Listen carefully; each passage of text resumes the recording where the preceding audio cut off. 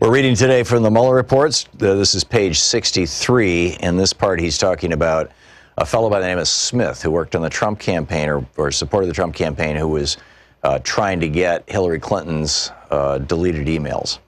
On August 28, 2016, Smith sent an email from an encrypted account with the subject Secretary Clinton's unsecured private email server to an undisclosed list of recipients, including campaign co-chairman Sam Clovis.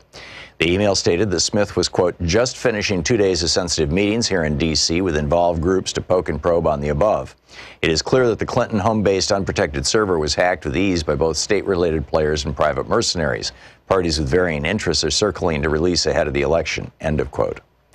On September 2nd, 2016, Smith directed a business associate to establish KLS Research LLC in furtherance of his search for the deleted Clinton emails. One of the purposes of KLS Research was to manage the funds Smith raised in support of this initiative.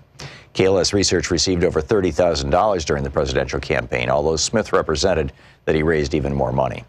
Smith recruited multiple people for his initiative, including security experts, to search for and authenticate the emails. In early September 2016, as part of his recruitment and fundraising effort, Smith circulated a document stating that his initiative was, quote, in coordination with the Trump campaign, quote, to the extent permitted as an independent expenditure organization, end quote. The document listed multiple individuals affiliated with the Trump campaign, including Flynn, Clovis, Bannon, and Kellyanne Conway. The investigation established that Smith communicated with at least Flynn and Clovis about his search for the deleted Clinton emails, but the office did not identify evidence that any of the listed individuals initiated or directed Smith's efforts. On September 2016, Smith and Ledeen got back in touch with each other about their respective efforts. Ledeen wrote to Smith, quote, wondering if you had some more detailed reports or memos or other data you could share, because we've come a long way in our efforts since we last visited. We would need as much technical information as possible so we could marry it against the new data we have found and then share it back with you, quote, your eyes only, end quote. Ledeen claimed to have obtained a trove of emails from what she described as the dark web that purported to be the deleted Clinton emails. Ledeen wanted to authenticate the emails and solicit contributions to fund that effort. Eric Prince provided funding to hire a tech advisor to ascertain the authenticity of the emails. According to Prince, the tech advisor determined that the emails were not authentic. A backup of Smith's computer contained 2 files that had been downloaded from WikiLeaks and that were originally attached to emails received by John Podesta. Files on Smith's computer had creation dates of October 2nd, 2016, which was prior to the date of their release by WikiLeaks. Forensic examination, however, established that the creation date did not reflect when the files were downloaded to Smith's computer. It appears the creation date was when WikiLeaks staged the document for release, as discussed in Volume 1, Section 3. The investigation did not otherwise identify evidence that Smith obtained the files before their release by WikiLeaks. Smith continued to send emails to an undisclosed recipient list about Clinton's deleted emails until shortly before the election.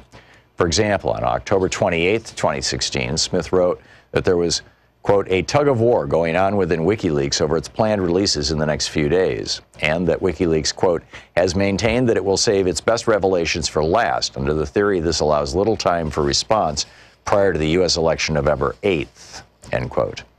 An attachment to the email claimed that WikiLeaks would release, quote, all 33,000 deleted emails by November 1st.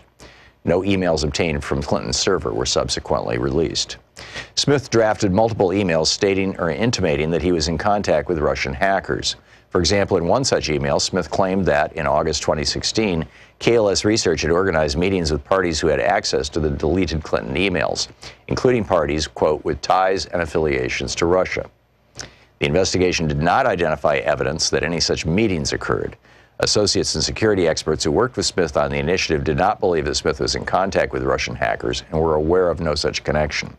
The investigation did not establish that Smith was in contact with Russian hackers or that Smith, Ledeen, or other individuals in touch with the Trump campaign ultimately obtained the deleted Clinton emails. In sum, the investigation established that the GRU hacked into email accounts of persons affiliated with the Clinton campaign, as well as the computers of the DNC and DCCC. The GRU then exfiltrated data related to the 2016 election from these accounts and computers and disseminated that data through fictitious online personas, DC Leaks and Guccifer 2.0, and later through WikiLeaks. The investigation also established that the Trump campaign displayed interest in the WikiLeaks releases, and then Bill Barr deleted a bunch of this.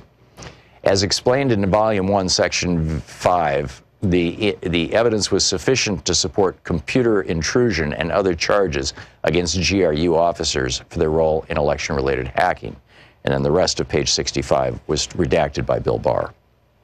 Page 66. Item 4, Russian government links to and contacts with the Trump campaign. The office identified multiple contacts, links in the words of the appointment order, between Trump campaign officials and individuals with ties to the Russian government. The office investigated whether those contacts constituted a third avenue of attempted Russian interference with or influence on the 2016 presidential election. In particular, the investigation examined whether these contacts involved or resulted in coordination or conspiracy with the Trump campaign and Russia. It's the Mueller report.